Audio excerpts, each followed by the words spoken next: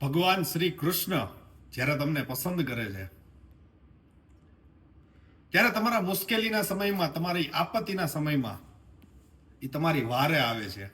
પણ કેવી રીતે આવે છે કે હસ્તિનાપુરની સભામાં દ્રૌપદીનું જ્યારે ચીર હરણ થતું હતું, વસ્ત્રહરણ થતું હતું, ત્યારે દ્રૌપદીના મુખમાંથી શબ્દ નીકળતો કે કનૈયા.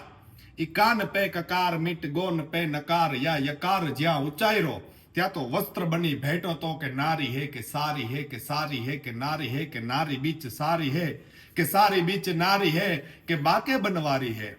ઈ ક નહીં યા, જેવો ય બોલે કે ન બોલે, ઈ ક બોલતાની સાથે અવાજ છૂટી ગયો તો, ન બોલે ત્યારે દ્વારકાથી નીકળી ગયો તો, અને ય બોલે કે ન બોલે ત્યારે એને વસ્ત્ર બનીને ભેટી ચૂક્યો તો.